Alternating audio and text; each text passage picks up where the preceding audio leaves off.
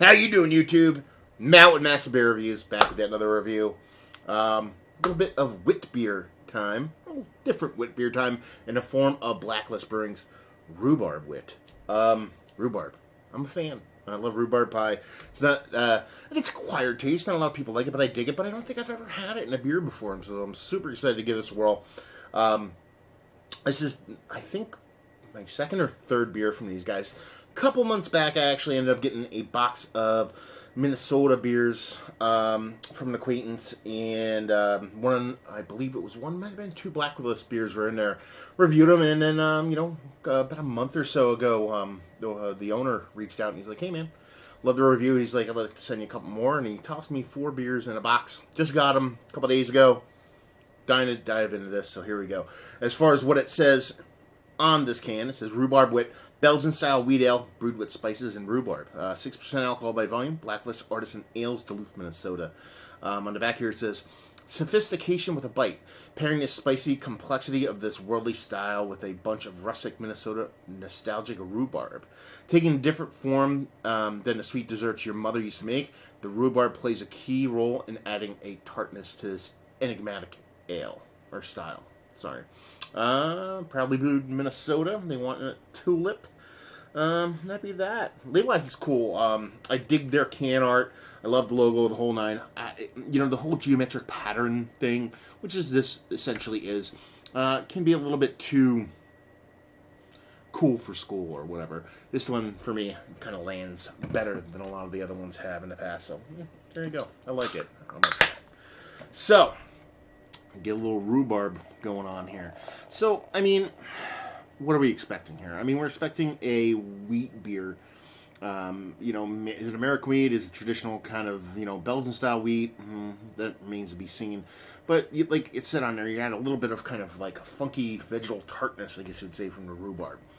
Could work, might not work, might be awesome. That's why we're doing this. For science. 2 fingers. Infinite creaminess, super tight compact bubbles. I mean, that is what dreams are made of as far as creamy headiness. And she's got a subtle haze to her. A little bit more than the subtle haze to her. Rich, deep, dark color. Bit darker than your traditional kind of wit beer. It definitely has that kind of, added kind of brown reddish hue that you typically get from rhubarb kind of thrown in there. And, yeah. Does she look like a wheat beer? Sure. A little bit darker, but yes. See if we can get a nose to that gigantic head. Straight up. I'm getting like a soft banana. I'm getting a little bit of that kind of rhubarb in there. Soft banana in it. So it kind of makes me think this is more kind of like a Belgian, German style leaning kind of wit. A little bit of spiciness, but that banana adds this kind of creaminess to it. So it's almost giving me like subtle kind of rhubarb pie kind of vibes from it. It's got that kind of little spiciness, that kind of trademark rhubarbiness. Is that even a word?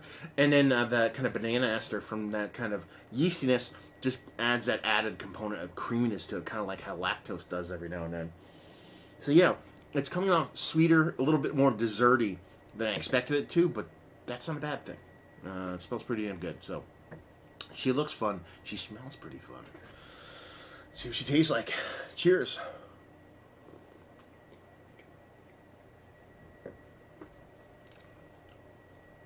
That's tasty. Oh, yeah. That's a good beer. That's a tasty beer.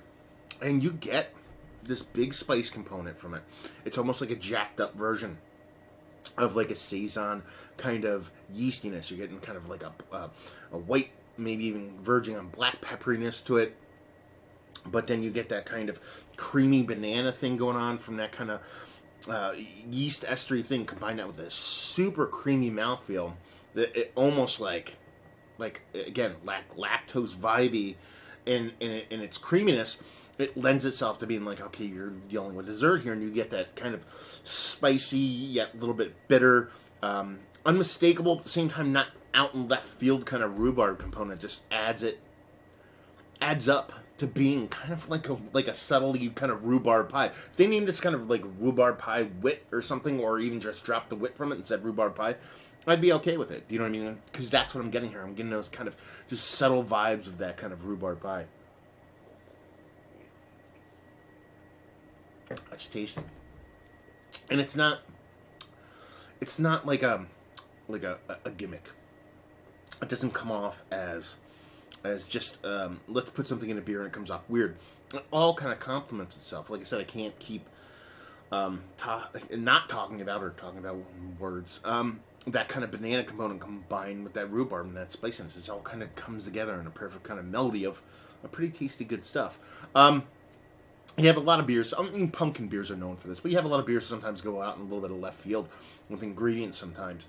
But then you have like some that kind of, I don't want to say gently use the ingredient, but balance it to where it all kind of makes sense. And that's where this one lands. And it's actually one of the better American-born wit beers. Sure, it's not traditional, but American-born wits I've ever had, to be perfectly honest with you. The mouthfeel itself is absolutely fantastic.